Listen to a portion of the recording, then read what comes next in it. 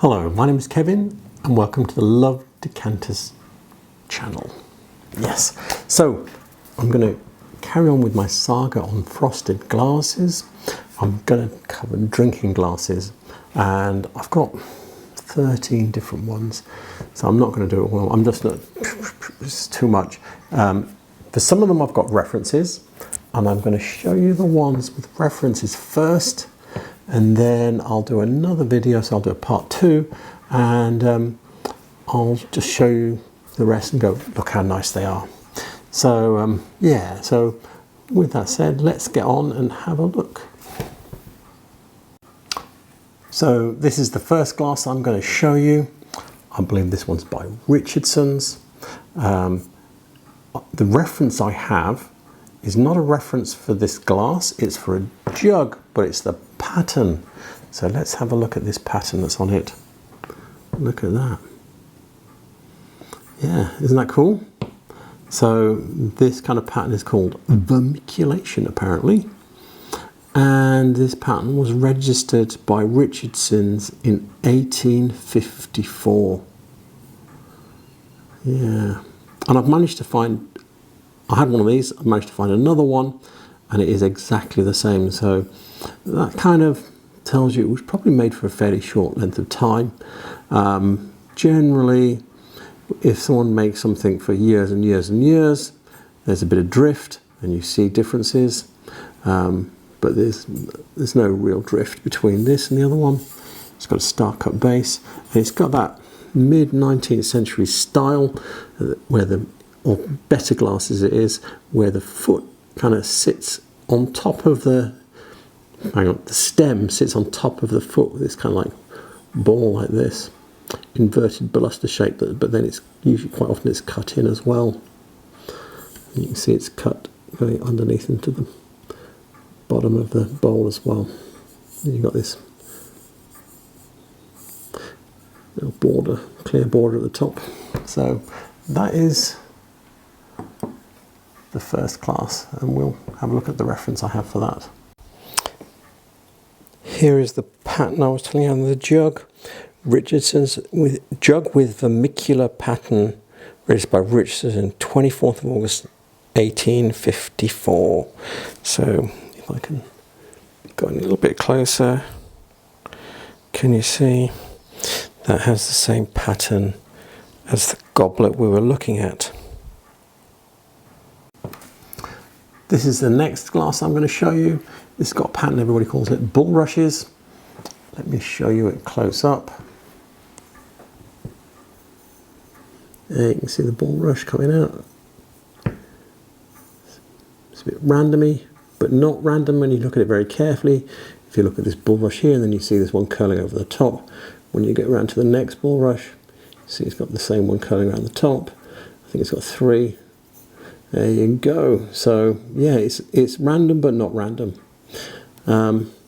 This one is a 3-parter. That's not a drawn stem. You can see where the stem is added to the bottom of the bowl, and then it's got that same feature where the bowl is sitting on top of the foot, and it's got a cut base. Now, this glass, everybody says this pattern or attributes this pattern to Richardson's. Richardson's invented this process in, I think, 1851, and everybody attributes it to them. However, this is in the Whitefriars catalogue or factory drawings. No, it is catalogue for 1855. So, yeah, Whitefriars were doing this. And they both might have done it because I also have another glass. And if you look at this one, although this pattern is similar, it's not the same. On this one, you can see the bulrush there, but the crossover is not the same way. And this is a drawn stem, the panel cutting going into the bottom. The bottom of the stem is different as well. It's a cut stem all the way down. Yeah, and it's not star cut either. It's got a polished pontal. So this one, although it's got this same pattern, doesn't smell like this glass. If you took the pattern off, you go, oh yeah, they're not by the same people. They might be, but there's no way you could do that. Just the pattern that unites them, and even then, the way the pattern is not quite the same.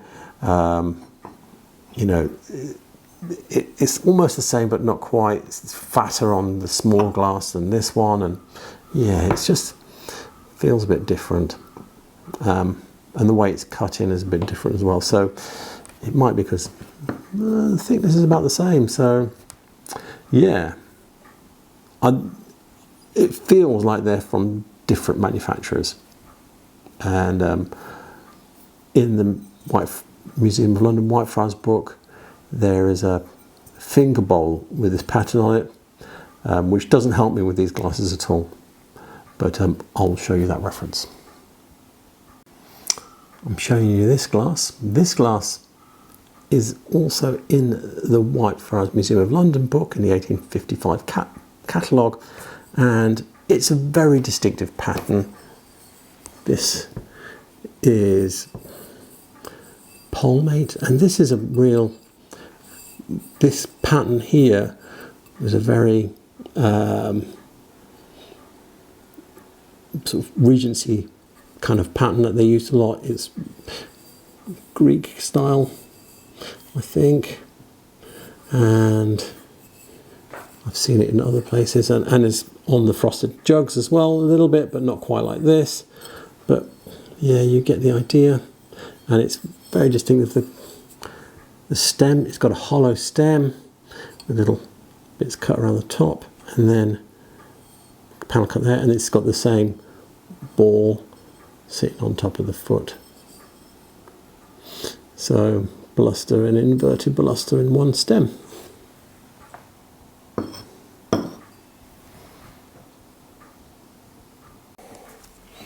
As I said, this is the Whitefriars glass James Powell and Son of London book by the Museum of London, and yeah, so these are the two patterns. So here is the bulrush pattern, and here's that one with the palmate on it, really distinctive.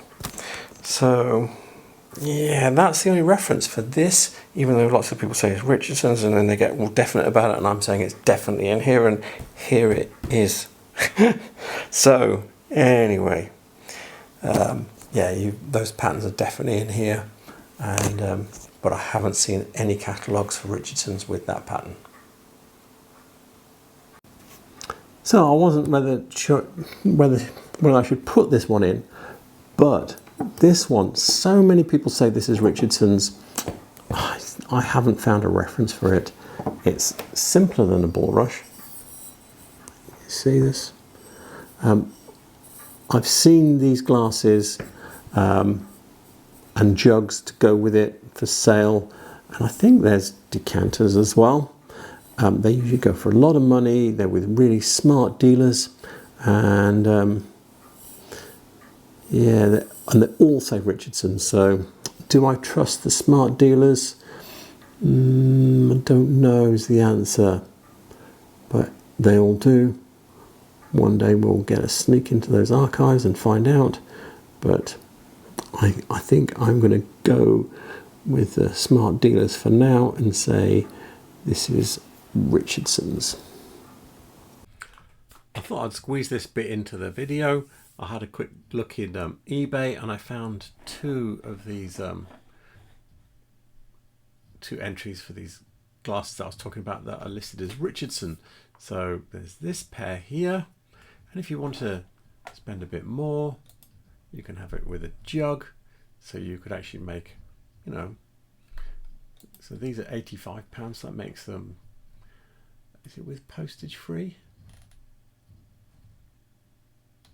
I think that's postage free. So for 85 and 265, how much is that? It's about £3.50, I think it would be.